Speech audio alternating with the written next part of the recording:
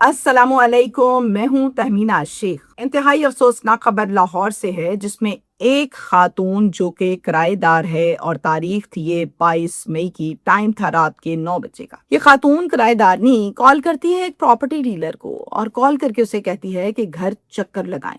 Dealer घर आता है, बिठाती है और उसे कहती है मैं अभी आपके लिए चाय लेकर आई। और फिर चाय लेकर आती है, लेकिन उस चाय में इसने पहले से नींद की दवा मिला रखी है। डीलर मुरव्वतन वो चाय पीता है, खिल खिल खिल की उसको गनूदगी शुरू होती है। जैसे चाय का कप खत्म होता है, इतने में उसको फुल नींद आ चुकी होती है और बेहोशों की तरह गिर चुका होता है। यही खातून तेज धार आले से वार पे वार करके डीलर को मार देती है।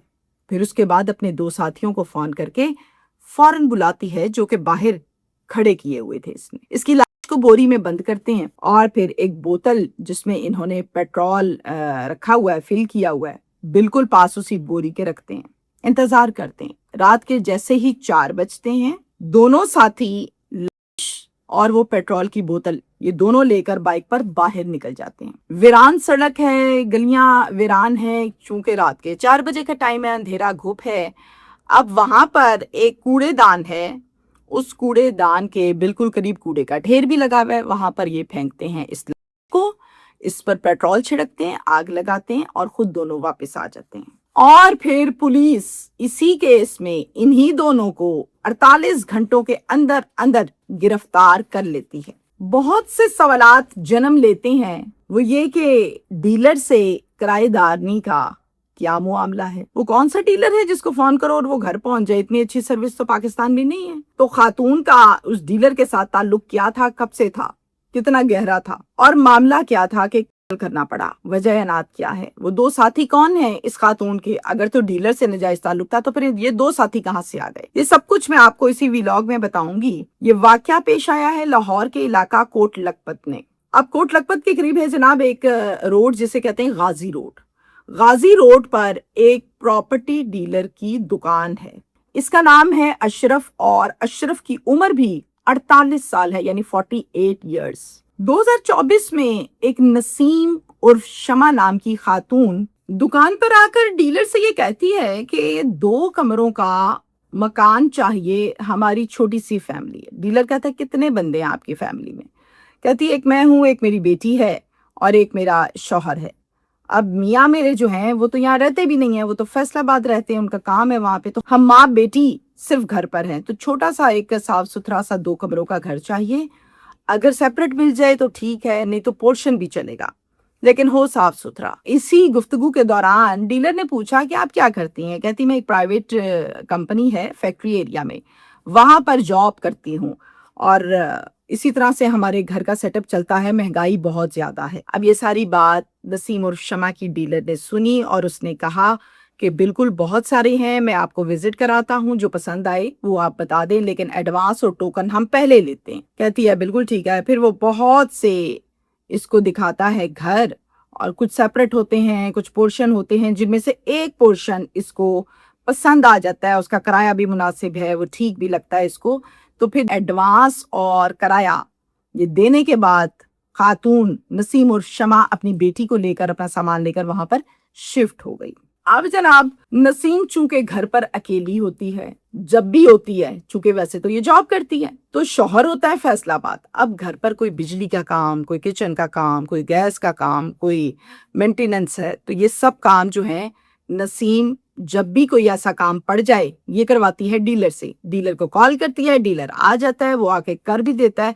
अब चूंकि वो काफी दफा आ चुका, तो अब बेतकल्लुफ सा होने लगा और फ्रैंक हो गया। और इसी आने जाने में, इसी मदद में डीलर की दोस्ती और फिर नजायज मरासिम इसी किराएदारनी के साथ बाकायदा तौर पे बन जाते हैं। इंतहाई अफसोस के साथ शर्म और हया का दामन चाक करते हुए इस खातून की बात मैं आपको बता रही हूँ कि इस खातून ने अपनी बेटी का ख्याल नहीं किया कि मैं जवान बेटी की माँ हूँ, वो घर पर होती है, वो देखती है, और बेटी घर पर होते हुए सब जानती भी है और उसको सब पता है कि डीलर आया और अंदर है तो क्या मामला है। और अशरफ कमरे में मुलाकात की बाकायदा वीडियोस भी बनाता होता था। अब ये सिलसिला कॉन्टिन्यूसली चल रहा है। शौहर चूंकि महीने में 1 या 2 दिन के लिए तो आता है, जब वो आता था تو یہ نہ ڈیلر کو میسج کرتی تھی نہ کال کرتی تھی، بہت پکی خاتون.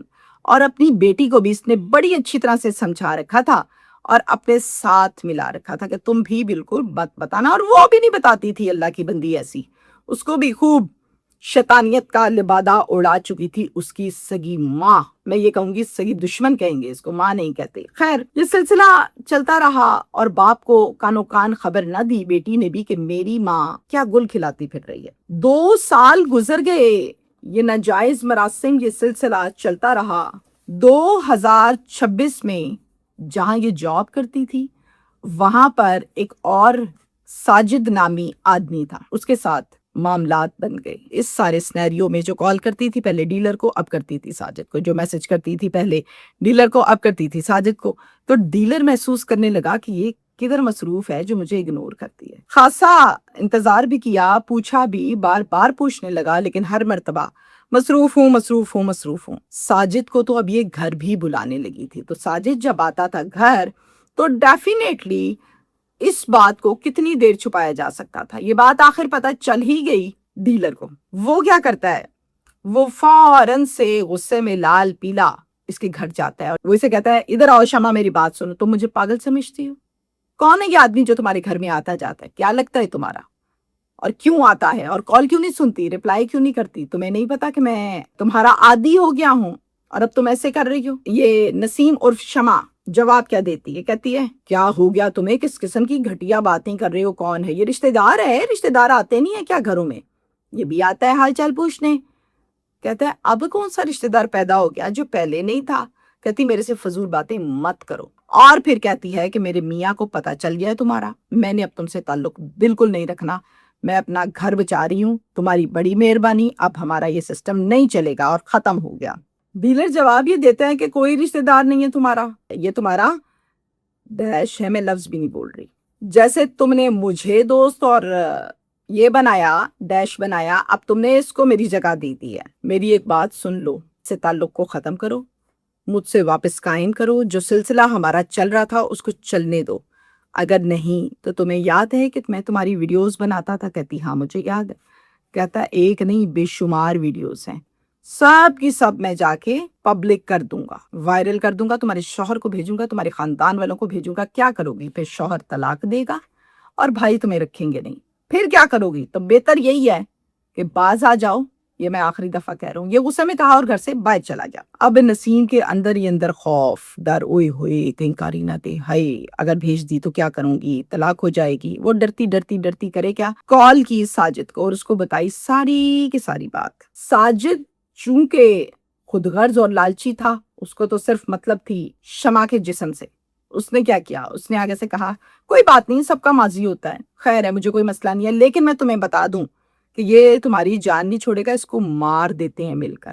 اگر تم یہ کام کرنا چاہتی ہو میں تمہارا ساتھ دوں گا، پھر تمہاری جان چھٹے گی، ویسے نہیں چھٹنی، میں بتا رہا ہوں تمہیں. اور پھر ہوتا کیا ہے، ایک پلان بناتے ہیں. سنیں پلان انہوں نے یہ کیا. 22 مئی کی رات کو 9 بجے یہ کال کرتی ہے ڈیلر کو اور کال کر کے کہتی ہے اشرف کو کہ گھر پر چکر لگاؤ، ملاقات کرتے ہیں، کافی عرصہ ہو گیا، نہ صحیح سے ملاقات ہوئی نہ ڈھنگ سے ٹائم گزرا، تو چلو آؤ. کافی مس انڈرسٹینڈنگز ہیں، ان کو کلیئر کرتے ہیں. وہ تو پہلے ہی اپنے حرام تعلقات کے انتظار میں تھا کہ کب قائم ہوں، فوراً بھاگ آتا ہے. وہ آتا ہے، اس کو چائے بنا کے دیتی ہے، چائے میں پہلے سے نیند کی دوا ملا رکھی ہے. جیسے ہی چائے پیتا ہے اشرف تو اشرف غنودگی میں چلا جاتا ہے اور پھر فوراً سے گہری نیند سو جاتا ہے. پھر یہ جناب کال کرتی ہے ساجد کو، دوسرے والے کو کال کر کے کہتی ہے آ جاؤ اندر، سو گیا ہے وہ.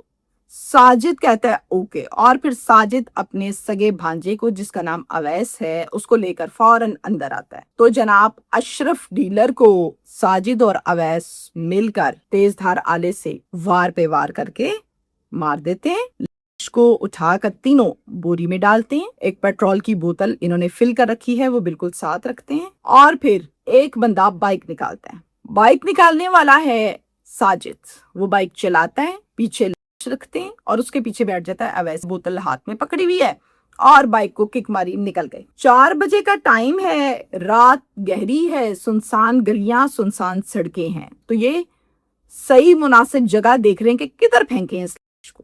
اور پھر یہ لوگ باقاعدہ طور پر تلاش کرتے کرتے کوٹ لکھپت کے علاقہ ہے جی جسے کہتے ہیں چندرائی روڈ، وہاں پر ایک کوڑے دان ہے اور کوڑے دان کے پاس آس پاس کوڑا کافی گرا ہوا ہے، اس ڈھیر پر کو پھینکتے ہیں، پیٹرول چھڑکتے ہیں، آگ لگاتے ہیں، ہاتھ جھاڑتے ہیں اور واپس آ جاتے ہیں۔ کچھ ہی دیر کے بعد چونکہ دن چڑھ گیا تو ایک شہری گزرا، اس نے دیکھا ہے کہ بوری کو آگ لگی ہوئی ہے، باقی کوڑا ٹھیک ٹھاک ہے، ادھر نہیں ہے آگ، تو وہ قریب گیا دیکھا تو جھلک سی نظر آئی اندر سے کی، چونکہ آگ تو لگی ہوئی تھی۔ 15 پر کال کی اور تھانہ کوٹ لکھپت سے پولیس کی نفری موقع پر پہنچ گئی۔ سب سے پہلے آ کر انہوں نے آگ بجھائی، مختلف ٹیموں کو انفارم کیا جس میں 1122 بھی ہے، جس میں فورینزک ٹیم بھی ہے، یہ سب آئے اور آ کر رپورٹ تیار کی، کام کیا، اس کو ہسپتال شفٹ کیا۔ شناخت کے قابل یہ تھی نہیں، اس لیے ایک نامعلوم کے طور پر پولیس نے اپنی مدعیت میں فوراً سے ایک پرچہ درج کر لیا۔ ساتھ ساتھ شناخت کا عمل، شناخت کے لیے کوشش جاری رکھی۔ شناخت ہوئی کہ یہ تو ہے ایک اشرف جو کہ ڈیلر بڑا مشہور ہے، 48 سال عمر ہے۔ پھر اس کی فیملی ٹری نکالی تو پتا چلا کہ اس کے 3 بھائی بھی ہیں۔ ان بھائیوں سے رابطہ کیا اور پولیس نے بلایا اپنے پاس۔ جب وہ آئے تو ان کو بتایا اور پھر پوچھا کہ آپ لوگوں کو نہیں پتا آپ لوگوں کے بھائی کے ساتھ کیا ہو گیا؟ تو بھائیوں نے بتایا ہم اس سے نہیں ملتے جلتے تھے، نہ یہ ہم سے ملتا تھا، کبھی کہیں غیروں کی طرح سے رابطہ رہتا تھا، فون پر بات ہوتی تھی، گھروں میں آنا جانا تو تھا ہی نہیں۔ پولیس نے نمبر مانگا، CDR نکالی اور پھر جو وہ جگہ تھی چندرائی روڈ، وہاں پر تھے کیمراز، ان کیمروں کی CCTV فوٹیج نکالی اور بڑا کلیئرلی یہ بات سامنے آ گئی کہ ایک ویڈیو، اور اس ویڈیو میں بڑا کلیئرلی دیکھا جا سکتا ہے کہ ایک شخص بائک چلا رہا ہے، بیچ میں ایک بوری ہے اور اس کے پیچھے ایک اور آدمی بیٹھا ہوا ہے۔ پولیس ٹریس کرتے کرتے ان دونوں آدمیوں تک، یعنی جو ساتھی تھے اس کے، ان تک پہنچ گئی۔ سب سے پہلے ٹریس ہوا ساجد۔ اب ساجد کو پولیس نے ریڈ کر کے گرفتار کیا اور تفتیش کی۔ تفتیش کے دوران ساجد نے سب سے پہلے تو کیا اقبال جرم اور پھر سب بتایا۔ ساجد نے بتایا کہ میں نے تو یہ کام نسیم عرف شمع کے کہنے پر کیا، یہ اس کا ڈیلر تھا اور گھر آتا جاتا تھا، اس کو تنگ کرتا تھا ویڈیوز کا، اور میرے پیچھے جو بیٹھا ہوا ہے وہ ہے میرا بھانجا اویس۔ پولیس نے اگلی ریڈ میں اویس اور نسیم عرف شمع دونوں کو گرفتار کیا اور پھر ان کی بھی خوب اچھے سے تفتیش کی، اور تفتیش میں پھر بتایا اویس نے کہ ہاں مجھے تو کہا تھا میرے ماموں نے، تو میں آ گیا، میرا اس کے علاوہ کوئی لین دین نہیں۔ پھر جب بات آئی نسیم اور شمع کی تو اس نے ایک نئی بات باہر نکال دی، ایسی کوئی بدبخت عورت ہے، اللہ تعالیٰ ایسی عورتوں کو نیست و نابود کرے۔ میں ایسا کیوں کہہ رہی ہوں؟ سنیے، نسیم اور شمع پولیس کو یہ بتاتی ہے کہ اس کے موبائل میں میری بے شمار ویڈیوز ہیں، اور یہ دوسری بات جو بتاتی ہے وہ مجھ میں تو ہمت نہیں کہ میں آنکھوں میں آنکھیں ڈال کے یہ بات بھی کر سکوں۔ میں نے آپ کو بتایا کہ اس کی ایک بیٹی ہے جو اس کے گھر پر ہوتی ہے ہر ٹائم، اور وہ بیٹی چونکہ سب کچھ دیکھ رہی تھی کہ آتا ہے ڈیلر اور سب معاملات، گھنٹوں بیٹھا رہتا ہے امی کے ساتھ، تو پھر بیٹی کو تو اس نے ساتھ ملا لیا تھا، اس نے باپ کو بھی نہیں بتایا۔ کہتی ہے کہ جب میں جاب پر جاتی تھی تو میرے پیچھے سے اس نے میری بیٹی کو بھی سیٹ کر لیا تھا، اور صرف میری ویڈیوز نہیں ہیں اس کے موبائل میں، میری بیٹی کی بھی ویڈیوز موجود ہیں ڈیلر کے موبائل میں، اور یہ کہتا تھا کہ تیری اور تیری بیٹی دونوں کی ویڈیوز وائرل کروں گا۔ تو میں اس وجہ سے اسی نتیجے پر پہنچی کہ اس کا کام ہی ختم کرو، یہ نہیں ہٹے گا، اس لیے میں نے یہ کام کیا۔ اب صورتحال آپ کے سامنے ہے ساری، مختصراً بات اتنی سی ہے کہ جیسی کوکو ویسے ہی بچے، یہ تھی گندی عورت، اس نے آگے بیٹی کو بھی غلط راستے پر لگایا۔ اللہ کا واسطہ ہے ایسی حرکتوں سے باز رہیں۔